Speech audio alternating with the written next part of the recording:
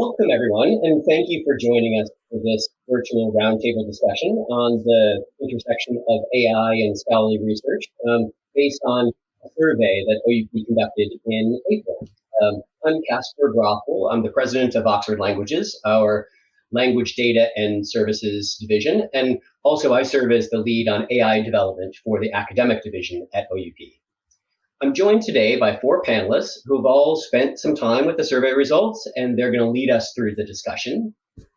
First, we have Samantha-Kaye Johnston, who is in the Department of Computer Science and Fellow at Jesus College at Oxford University. Henry Sevlin, who's Associate Director of the Leverhulme Center for the Future of Intelligence at the University of Cambridge. David Edmonds, Distinguished Research Fellow at Oxford University. And Rachel Good, who's the Global Marketing Director of the Academic Division at Oxford University Press, and is also one of the architects of the survey that we conducted. I'd like to thank the panelists for participating today. So let's get started.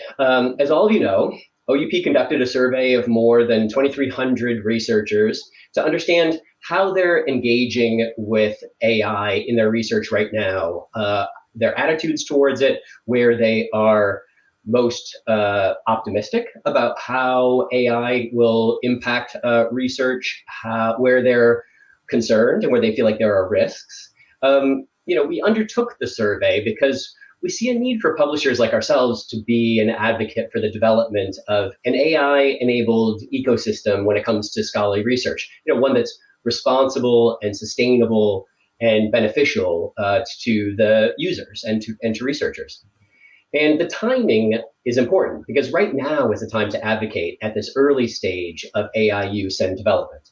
So, and obviously the first step in this is to listen and understand the viewpoints of key stakeholders. And so that's, as I said, why we're here today. It's worth noting that the survey serves as a snapshot of how researchers are responding to AI right now. I imagine the results of the same survey given, say, 6 months from now would show a really different picture. And maybe we'll be in a position to repeat the survey at regular times to see not just a snapshot of where we are, but also to see trends on how things are changing. So speaking of how people are feeling right now, I'd like to take a mini survey of our own with all of you in the audience. So this is the first interactive part of today's session. So you can see right now on the screen, there is a poll question that you can interact with. Asking you to consider your current use and understanding of AI and your attitudes towards it. So I'd ask you to select the persona that's closest to you in describing how you are, the persona that you feel most resonates. Concerned pessimist, cautious time saver, or pioneer. I'm going to select one myself. Submit. You can start to see the results now. Interesting how the majority are in that middle. That's kind of what I expected to some degree, but cautious time saver seems to be more than half of the participants in today's webinar are in that cautious time saver category. I don't know if will be helpful context for the panelists as you answer questions. Okay, so you've all had access to the survey results report, and many of you, I'm sure, have already taken a look at it. You've been thinking about it, but I wanted to briefly share with you just 3 slides right now from that. The first one, if you can bring that up onto the screen, this is the one that what is most exciting to researchers when it comes to AI? What are they most excited about? And I don't know if you can read the results here. They're a little small, but you can see that time savings is a really big one that researchers have identified as a potential benefit, particularly when it comes to handling a lot of data, which research is more and more inclined to require, the crunching of data. The next slide shows really just the opposite, which is, what are researchers most concerned about when it comes to AI? And the results here I found really interesting. The top concern is a potential loss of critical thinking skills when it comes to performing research. And I hope we have a bit of time to unpack that and what that means during the Q&A piece. But also, researchers are concerned about the ongoing respect for IP, the loss of proper attribution of their work and ideas, and quality issues, that AI are introducing. So I'm going to highlight just one more slide from the survey. And this last one I found personally rather counterintuitive. The rest of what was in those last two slides, I understood. It didn't surprise me. But what surprised me a little bit was that I'd assumed younger scholars who grew up in an era of rapid technology development and are digital natives or are close to it, they'd be the least skeptical of AI. But the survey results showed just the opposite, that it's this group, as a group, the early career researchers are the most skeptical of AI. And again, this may be something worth exploring shortly. I'd like to begin by asking each of the panelists to highlight one thing that stood out to them in the survey results report as particularly unexpected or noteworthy. So Sam, why don't we start with you? Would you lead us off on something that you found worth noting to the group? Thanks, Casper, and welcome everyone. It's a delight to be here. For me, it's not particularly unexpected, but for me, I am bursting with excitement with this finding, and it really focused on the idea that there were in sub-Saharan Africa, there was a larger proportion of pioneers compared to North America and UK, where you find there were more challenges. And for me, it's, as I mentioned, it's encouraging and exciting because, especially being from a global majority country, too often we talk about the global majority in the context of deficits or deficiency. And yes, I do acknowledge that we do have the reality of looming issues, the known conditions such as the digital divide, although I am quite excited to boast about different initiatives such as the Two Africa Initiative, those sorts of developments.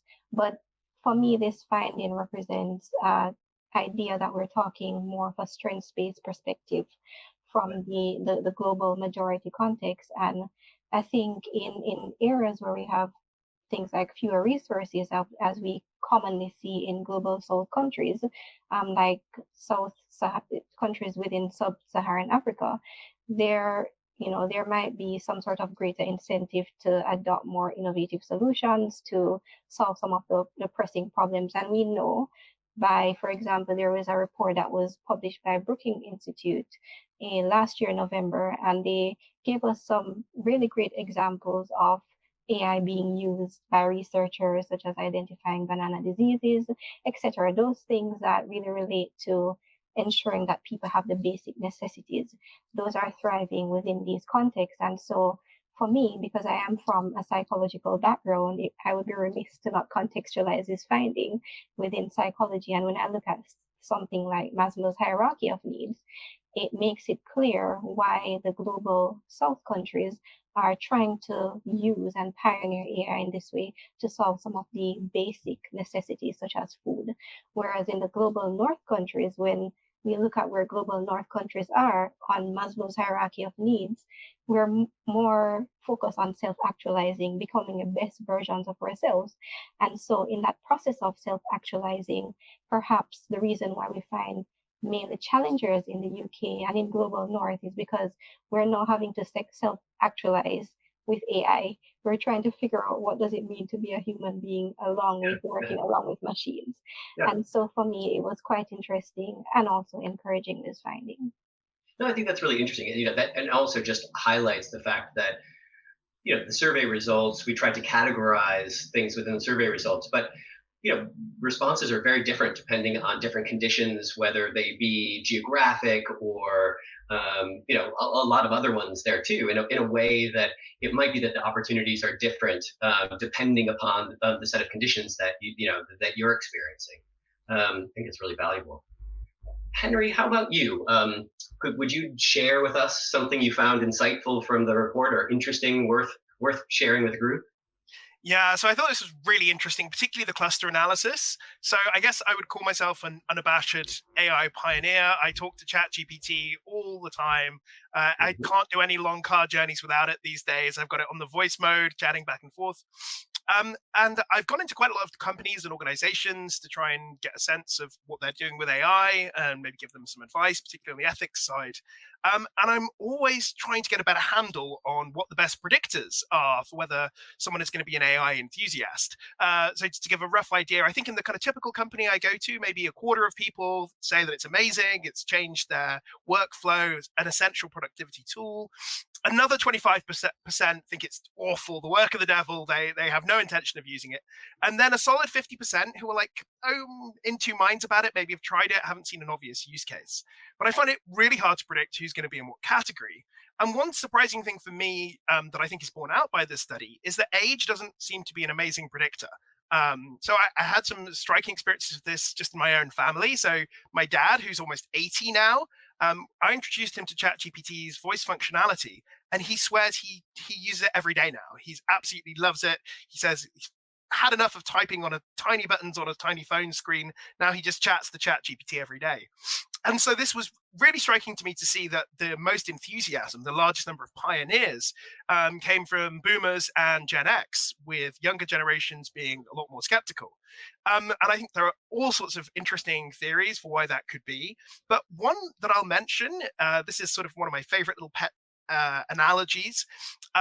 If you were, when I think back to my parents' generation, when they got their first cars in the 1950s and 1960s, you really needed to have mechanical skills back then to run a car because they were so unreliable, they broke down all the time.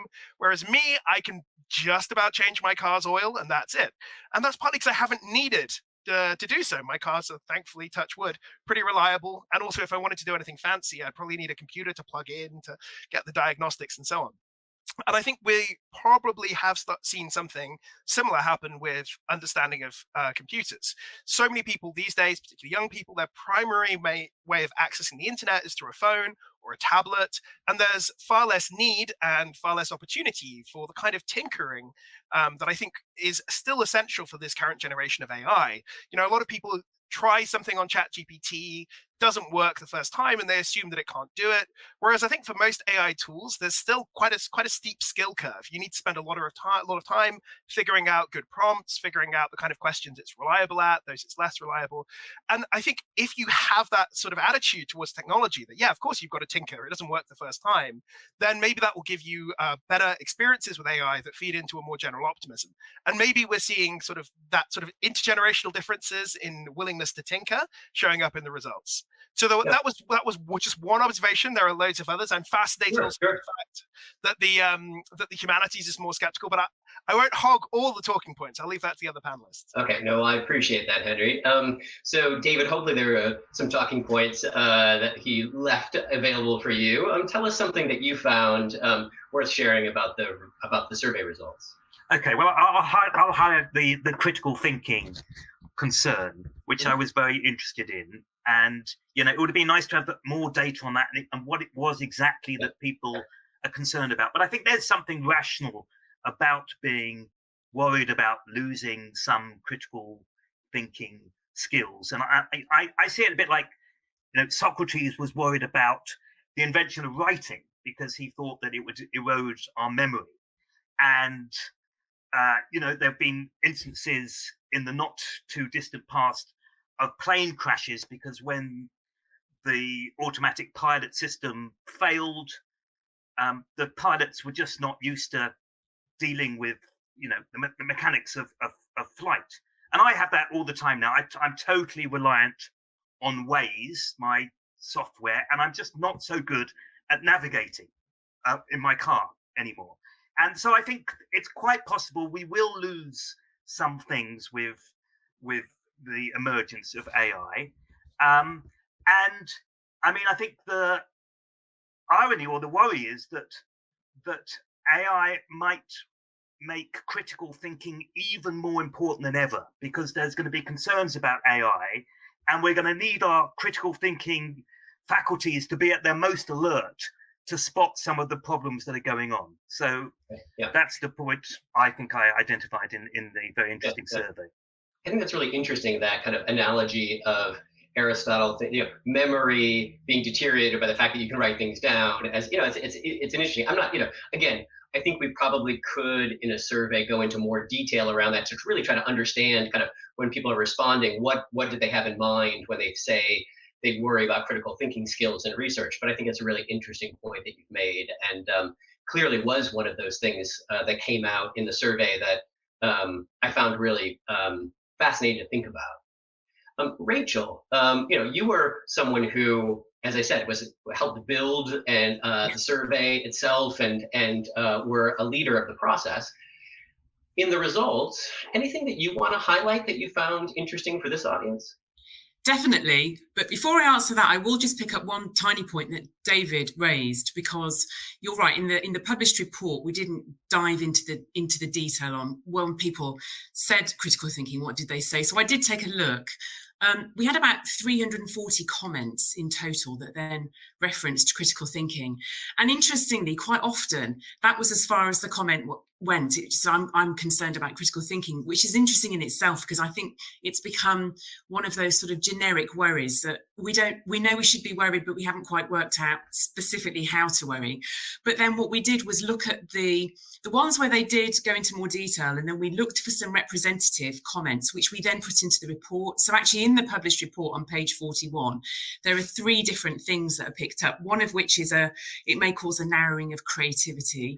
Another which talks about AI may mean that people just don't learn the basic skills.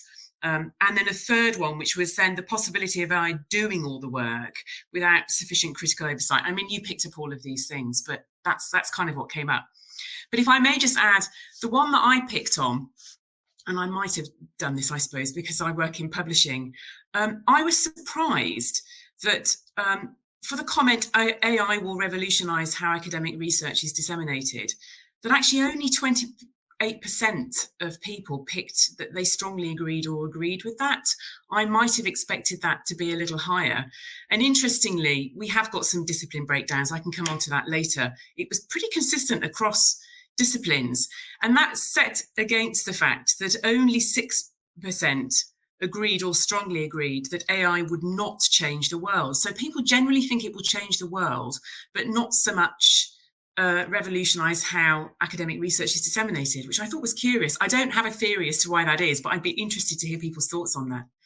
Yeah, that's really interesting. So and there does sometimes it highlights in these surveys where sometimes there's a disconnect between how you think something's going to affect stuff and then how it will affect you, and there's emotional responses as well as empirical and evidence-based ones as well. But I think that a survey like this, as you say, sort of begs for follow-up questions in certain aspects, and it's good that we had that the comments feature, so we can allow people narratively to talk about their responses a little bit. We have all of those. But also, I think that can inform some more focused surveys at some point, whether we do them or others do them, around very particular topics within this, to make sure that there's a deeper understanding and of the nuance of what's in those answers. Okay, so let's go to starting to go to a couple of the questions that we're getting from the audience. One of them is really about the kind of, it's a question that I brought up in the beginning, or at least it's a point I brought up about the early career researchers. And I think, Henry, you had said that's something that you had noted, even though you didn't mention it in the beginning, around the questions of why did we get more skeptics in that early career scholar category? What might be a result of that? Do you want to kick us off and just kind of talking about anything you think that might be responsible for that kind of result, which, as I said, I found kind of slightly, it was surprising in that I didn't expect it. Yeah, I think there are quite a few different angles here that might help explain that result. One is something we also saw with debates around work from home, where people at the very start of their careers often express worries that this would mean they didn't build the kind of networks or professional relationships that were essential. Whereas people in the middle of their careers, they already knew everyone from work, so it wasn't a huge loss that they didn't have to go into work every day and stand next to the water cooler chatting about things. In the same way, I also think there might be a long-term trajectory question here. So if you're an established researcher already, then the most obvious upshot of this may be of tools like ChatGPT, maybe cool new research tools, easier analyses, easier ways to quickly do literature reviews and so on. Whereas if you're starting what you hope will be like a 50-year career, then it's hard not to look at some of the trends in AI and think, am I still going to be, are my skills still going to be needed 20 years from now, even 15 years from now? So that long-term view is maybe another part of the picture in explaining why early career researchers are more concerned. Mm-hmm. Anybody else, any of the other panelists have any kind of conjecture or thoughts on sort of what sits behind that response? I'll jump in here as an early career researcher. Yeah, please. And I think, when I was reflecting on Henry's response as well, I think to answer this question, it's important to contextualize it within the broader concerns that early career researchers tend to face, even before we consider the impact of AI.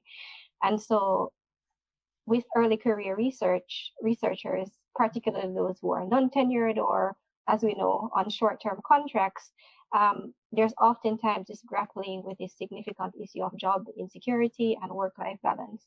And so if we contextualize this within the finding of these broader issues, then it becomes quite a little bit more clear and understanding why early career researchers might be more skeptical about this positive role of AI.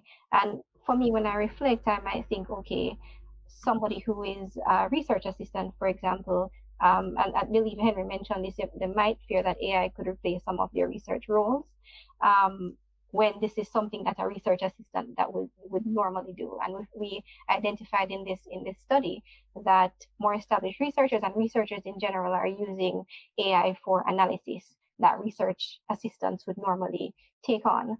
But then I also think there is this, it comes on the heels of possible concerns around establishing your recognition as a researcher, as somebody who is credible.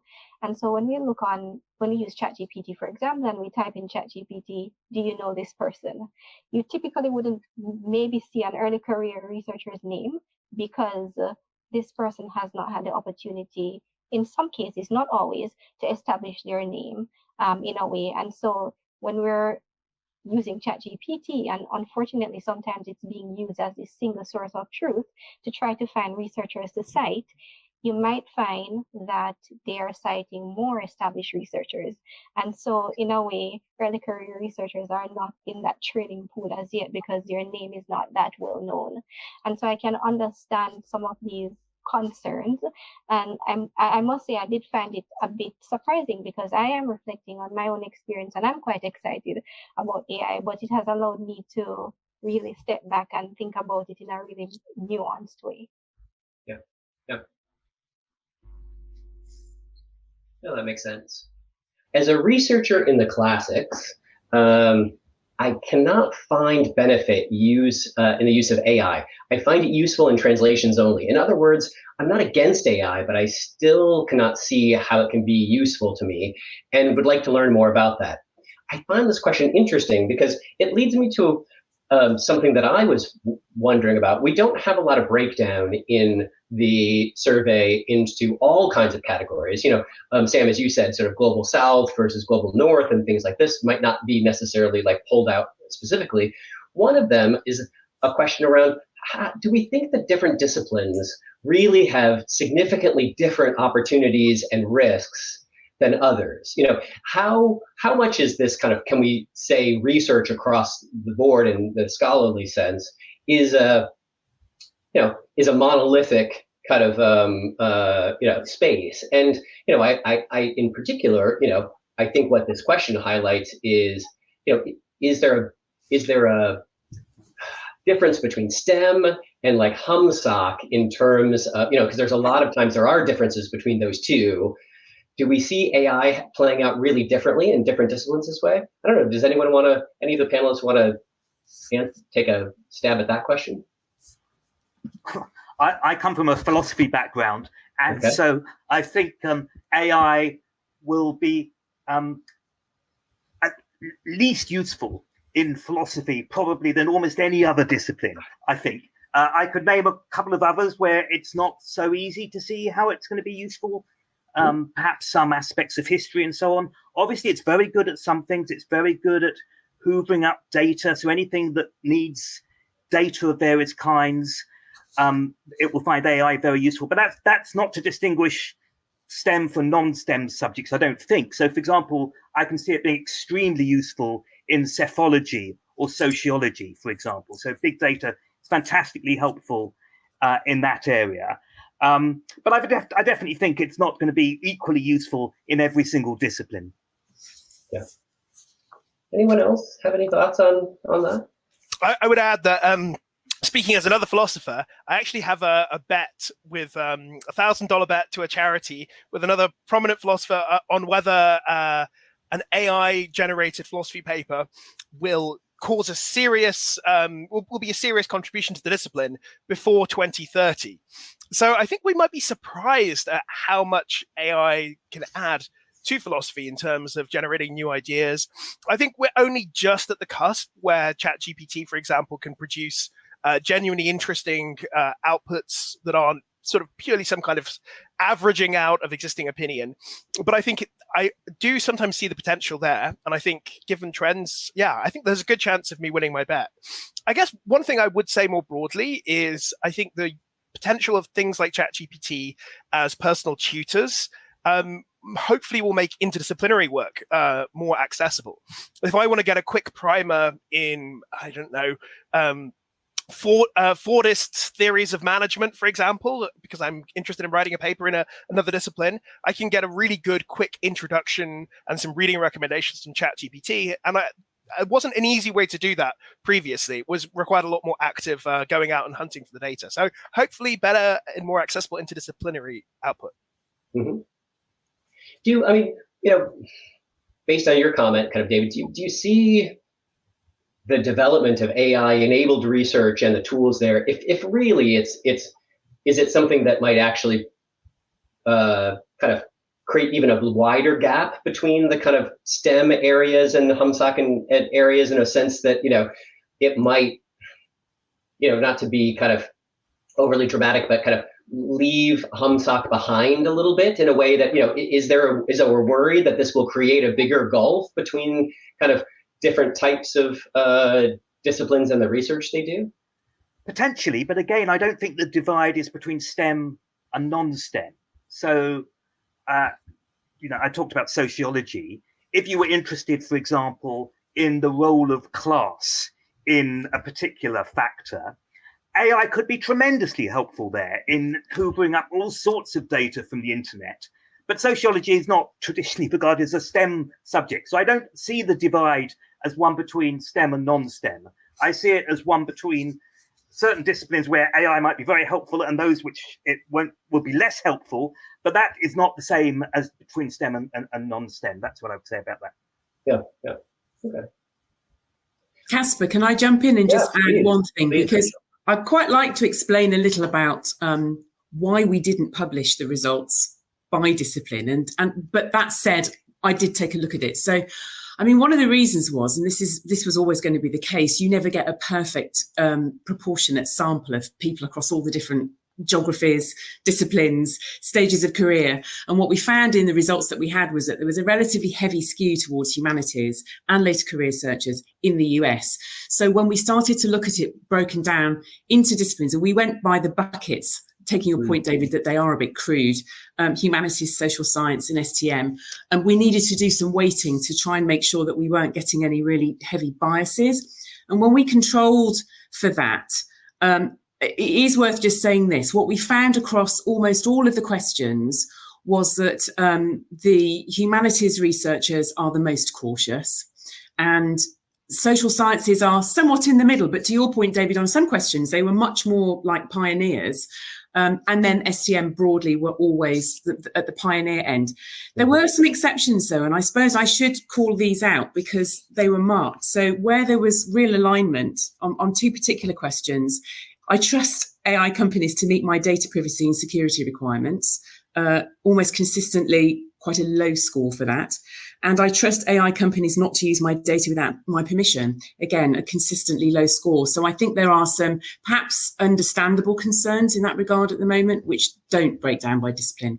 Yeah, I think everyone is concerned. I mean, that did come out in the survey, just a sense that there need to be some checks on these large language model developers. And, they've got a lot of power because they often are big tech companies as well, and they have a lot of influence. And, there's concern that they will be responsible handlers of these new tools, which could potentially be really powerful. And the implications for researchers and academics might be just secondary considerations for them that are small considerations. They don't think about it.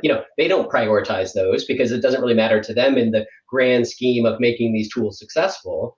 And we become collateral damage as part of that. I think that seems like that's a pretty general concern right now. And at the early stages of development of a powerful new technology like this, it makes sense. Of course we are concerned. Somewhat related to this, there was a question that came up from one of the audience members that says, I'm extremely interested in hearing how publishers like Oxford plan to deal with the potential of researchers relying more and more on AI in their research. What about using AI for editing, for outlining, for writing sections of papers, for providing content suggestions?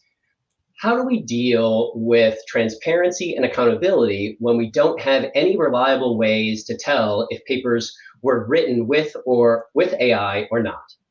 And, so David, you're going to answer this. I've got a few things to say about that. I think please. For a publisher like OUP, there are definitely potential benefits. So I can imagine that the books that I send in will have the first copy edit will be done by AI. That will save you a lot of money. Sure. But there's also be an extra cost, which is that I think will need greater scrutiny.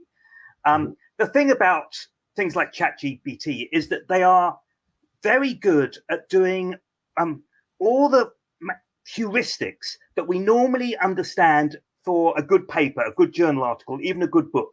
They might be very good at doing the footnotes. They might be very good at imitating the style of an academic. But what they're not very good at is truth tracking necessarily. And so what publishers, what journal editors are going to need to be very careful about is making sure that that truth-telling bit is properly monitored. So, I think a key lesson is that there needs to be transparency. You need to know how AI is being used, I think. And sometimes that will be a concern and sometimes it won't be a concern. You can imagine, for example, that somebody writing a science journal who doesn't have English as a first language uses ChatGPT to improve the language of their particular paper. That's not a major concern. On the other hand, if you're editing the Oxford University Press poetry journal and somebody's using a ChatGPT to come up with a poem, well, you might be more worried about that. So it's probably going to depend on what kind of publishing you're talking about, what kind of journal you're going to be talking about. But I definitely think there are some major worries there. So both gains and costs, I would say, for publishers and editors. Yeah. Rachel, when it comes to giving authors kind of guidelines about what they're submitting and the like, how proactive are publishers being about providing the kind of guidance about what, for what purposes are appropriate and what's not, and how, not only how much guidance are they providing, but how do you see, will that be changing over time, do you think? Or, so what's OUP doing in this regard right now? Well, yes, I'll start with that because I have to confess I've not looked at every research publisher's position on this. We've written some guidelines. They're about to go online, actually. In fact, we'd hope they'd go online by today, but as always, there's a technical issue somewhere in the mix. But these guidelines, they are current for today, but we have to expect they'll need to continue to evolve. And what they attempt to do is speak to that point that David made, which is that authors need to be really transparent about what tools they've used already and in what way, so that then when they're working with our acquisitions editors and others, we can sort of have a good team effort and collaboration at figuring out what that means, what's appropriate. Because what we all care about, and I hope we can all agree on this, is that we want there to be the highest quality still of scholarship in evidence. And we need to be transparent about how that's been achieved. I mean, I know other publishers have produced these guidelines. Cambridge certainly have, and I dare say others are working on them if they haven't published them already. I think the trick will be trying to work out how to update them and how often and what that means in practice, especially for books, because they take a while to write and to publish. And if this landscape continues to evolve so rapidly, it's going to be tricky sometimes for us all to keep up with the implications of that. Yeah. No, I think that's right. I mean, there's a related question. Well, it was really about training and awareness. How much AI literacy training is happening in academic research? I would think understanding the potential and limitations of AI would bring users closer to being pioneers. And I just wondered, for any of the panelists, maybe Sam, you can start us off in, how are you seeing that there's a lot of training that's happening in the academy, whether it be from publishers or from your university or from other places, around kind of how, the literacy of AI enabled research? And, do you think what do you think might be needed in this area? And do you think that will be sufficient, offering training of that sort? So we have seen an increase in training, both within the UK, but also I'm calling upon experience from places such as where I'm from in Jamaica, the University of the West Indies. And so one of the things that I find quite interesting when speaking to colleagues there is, and I think also that this is relevant for OUP, is really coming together and really figuring out what does excellence look like in the age of AI. And when I say excellence, research excellence, what does a researcher's identity look like in the age of AI?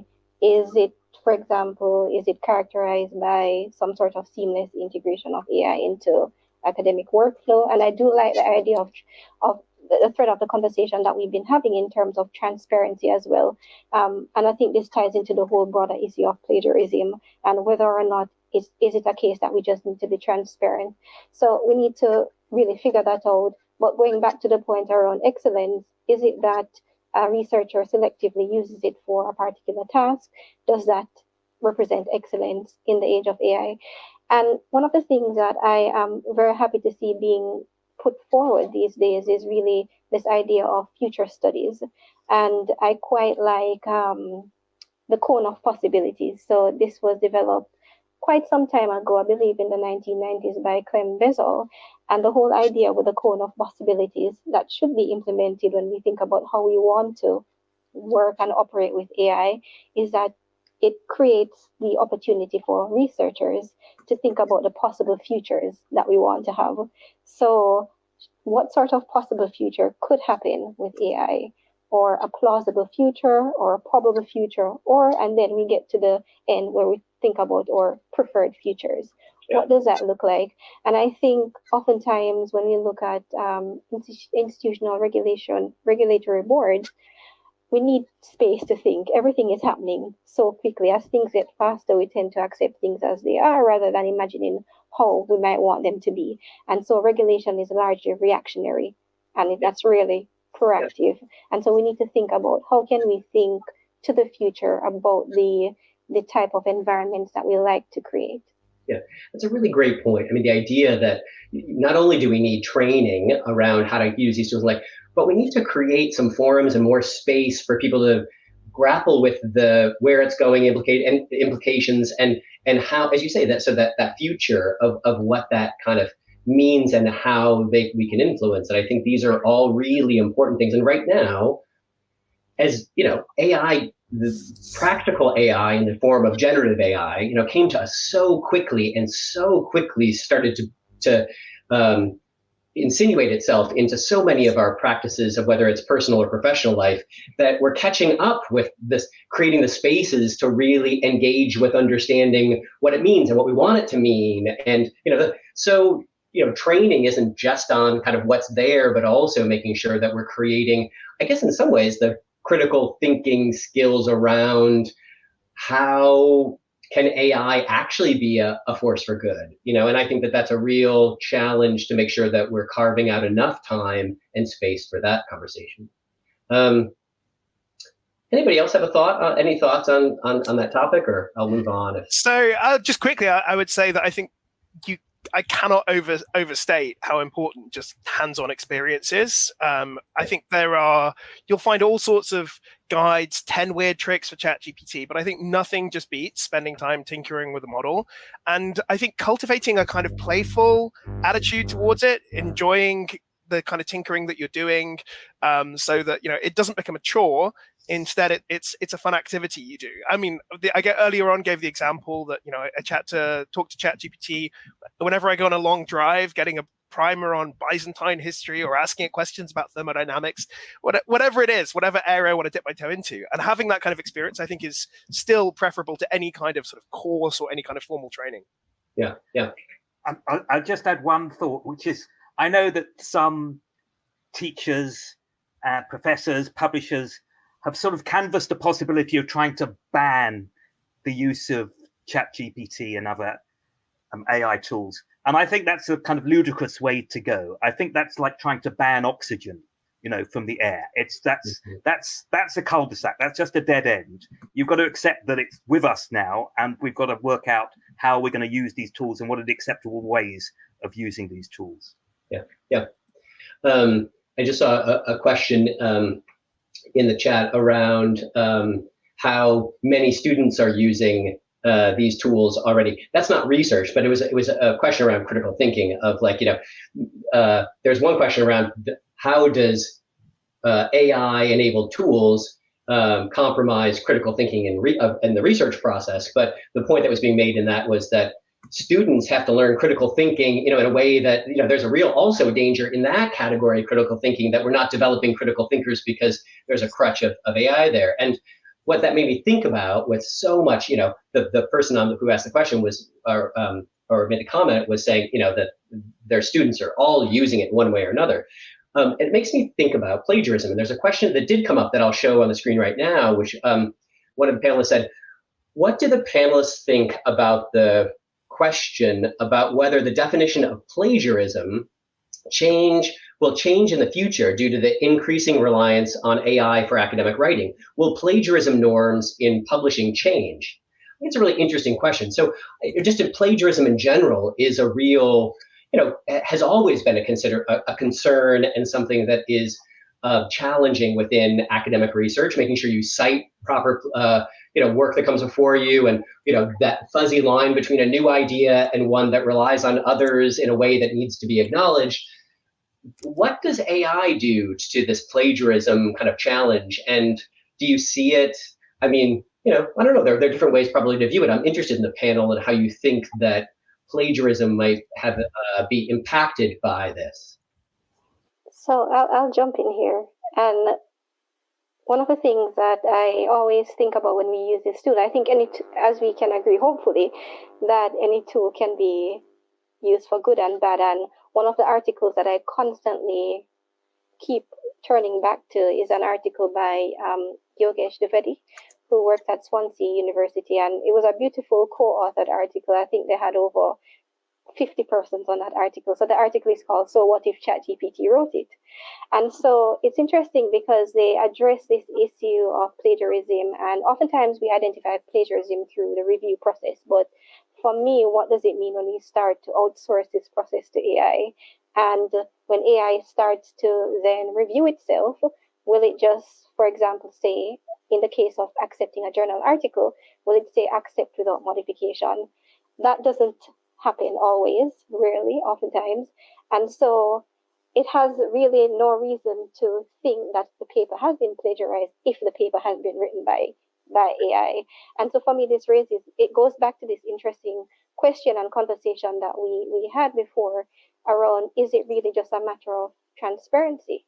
Because these questions that we're asking, it really falls under the broader concerns around how we should protect the integrity of science.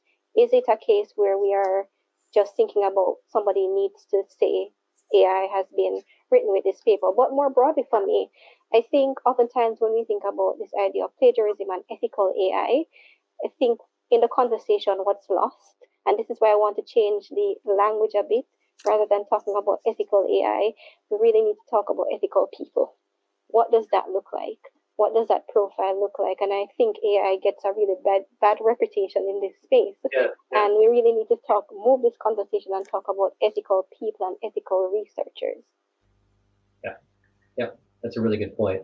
So, David, I think it is worthwhile drawing a distinction between straight out plagiarism and uses of the tools like ChatGPT. So it's possible that ChatGPT would just spit out something which is stolen directly from a journal article. That is possible. But plagiarism is straight theft, right? It's just stealing somebody's intellectual property. Whereas ChatGPT could be used as a tool in the way that a calculator might be used to do your maths homework. And some teachers might object to that. Some teachers might not object to that. So I think there is, Sam said you wasn't keen on getting into the ethics of AI and maybe the ethics of people dealing with AI, but I think this is where it's relevant. I think plagiarism is outright ethically wrong. It's obviously theft, whereas there could be perfectly acceptable uses of ChatGPT which don't count as plagiarism, and which can be very useful and educationally useful in all sorts of ways, especially, to go back to a previous point, if the teacher or the professor or the editor knows how it's being used. I mean, I think a very key point in all these areas is that there has to be a human in the loop, that it's no good the writer of an academic journal or the writer of a school essay saying, it wasn't me, Gov, it was the AI that done it. You know, there has to be a human who stands up and says, I will put my name to this journal, I will put my name to this essay, and I stand by the claims in this essay.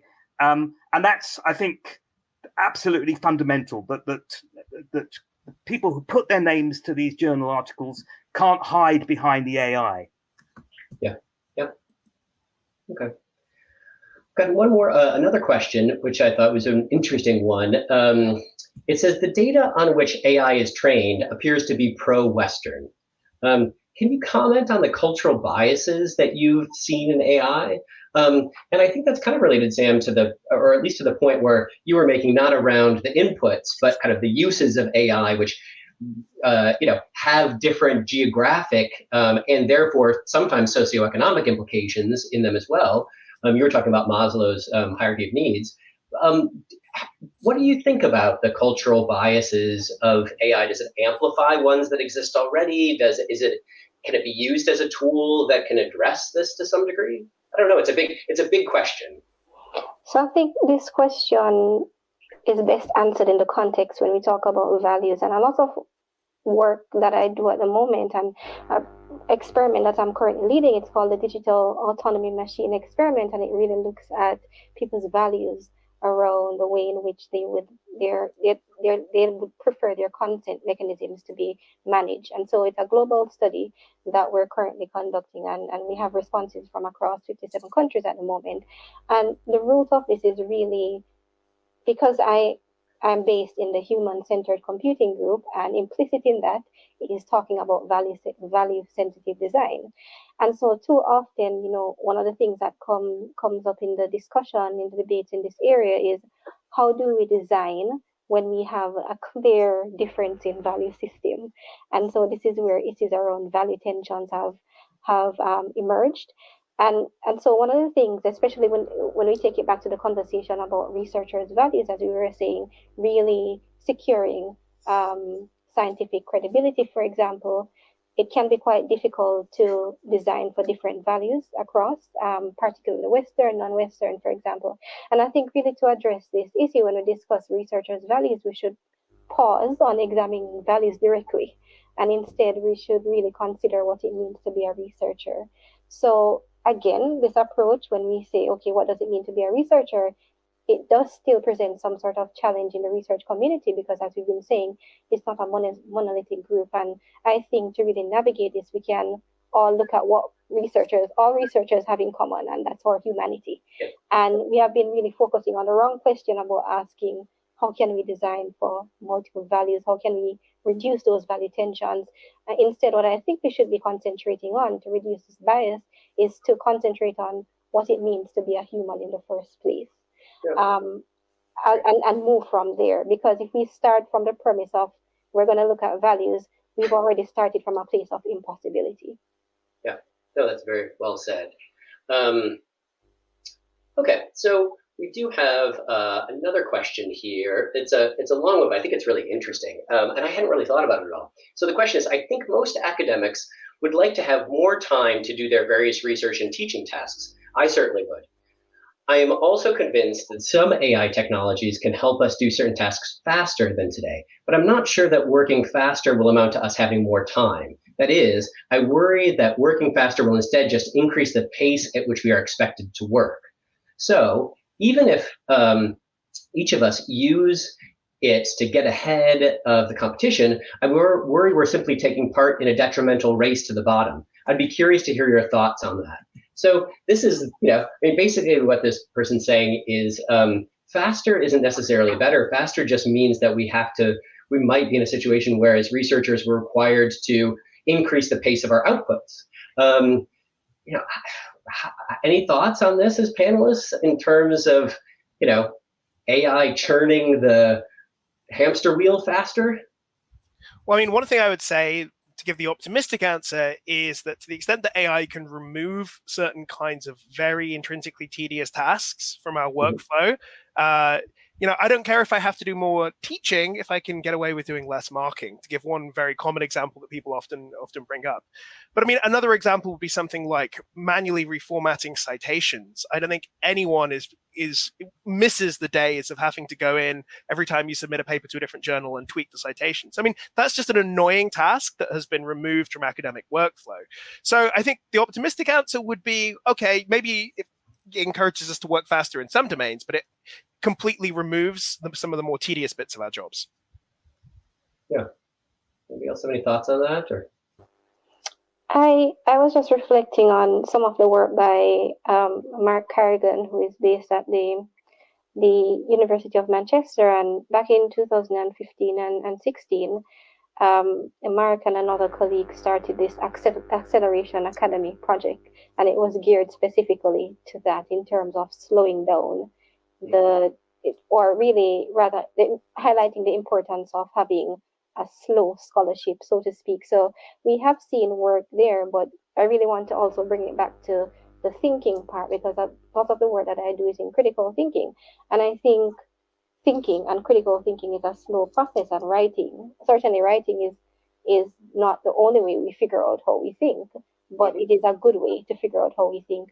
And it's interesting for me because if we remove that bit where we're just inputting in ChatGPT and we don't really write and think through the multiple drafts, that would help to sharpen our ideas and understanding. We're winning the battle, but we're losing the war. So essentially, we're winning the battle of having this shorter time span to complete tasks that build critical thinking, but we'll lose the war in terms of that constant plight that we have to step outside of our cognitive bubble and echo chamber.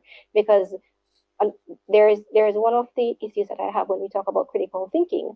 Oftentimes, I realize people focus on critical thinking skill, which is your ability to evaluate, to analyze, to infer. But oftentimes, some of the research that we do is people don't tend to focus on the critical thinking disposition, which is your ability to and your willingness to use this skill. So I can be skillful, but if I don't have that disposition, there's no way I'm going to be truly a critical thinker. And so by slowing down the pace, it does help to build those dispositional elements as well. Okay. Yep.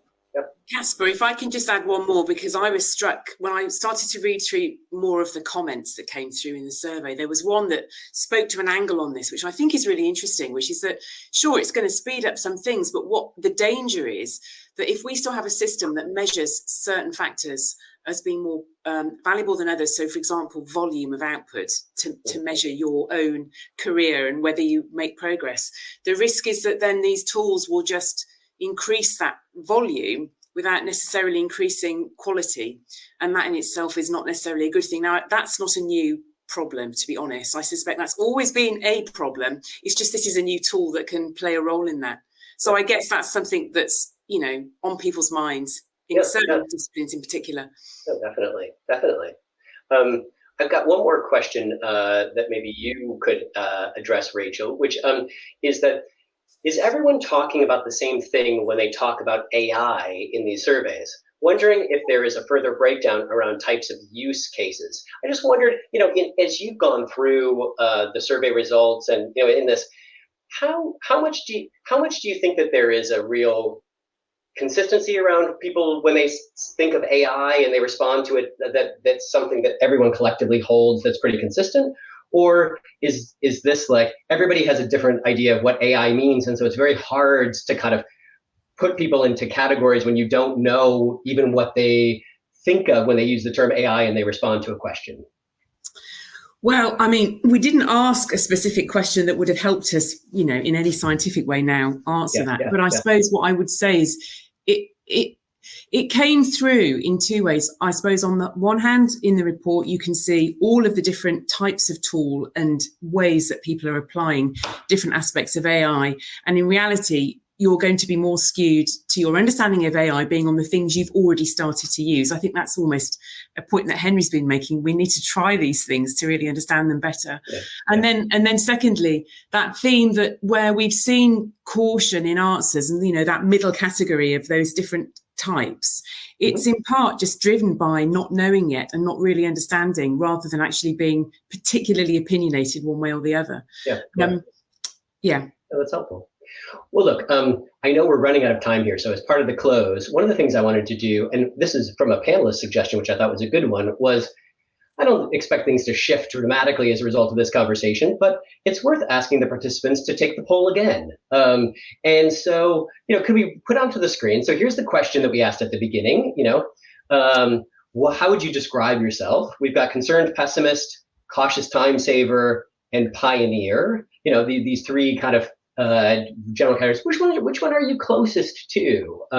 And I'm just curious if there's any shift at all. I know we had about 58%. I remember, if I remember correctly, we're in the cautious time saver category. It looks like, as much as I have found this a very stimulating conversation, we probably haven't moved the dial significantly in one way or another to create more pessimists or more pioneers. But I do think that it highlights that the one thing that does seem pretty consistent is that we think that there's a lot of opportunity, but a lot of challenge when it comes to a new technology like this.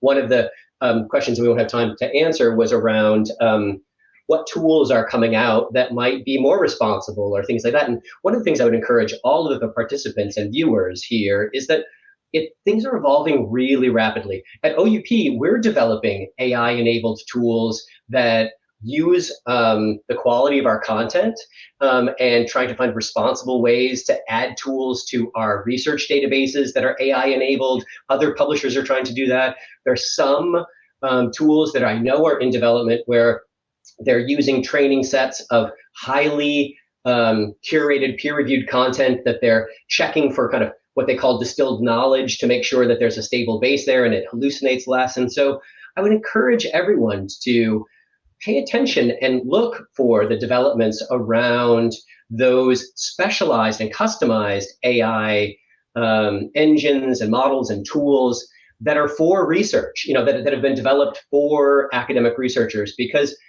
I expect over time, some of the challenges we face now with sort of generalized AI in this Gen AI space, there are people in our sector, in the research sector, who will be working on trying to solve some of these challenges. And they might not solve them all, and they might create a few new ones, but we will get better at customizing tools that are really good for a quality research experience. And we should be looking to play with and adopt those tools and give feedback on those tools to try to really, at this early stage of development, see how much we can steer this new technology towards a place that's really good for the future of academic research.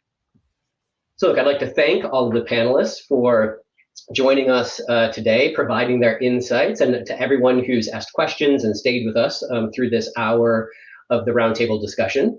Hopefully there's been pieces of this that people have found stimulating and interesting. And yeah, just thank you to everyone. I mean, I think the more spaces we're carving out like this, that Sam had kind of noted, to talk about the future of what's happened, what's going to happen with research and how we build these more ethical and AI tools with integrity, the more chance we have of actually getting something that's good for us. And so I hope to see the more people at these events in the future. We hope to host more of them. And thank you again for everyone for this hour's chat. Goodbye, and we'll close there.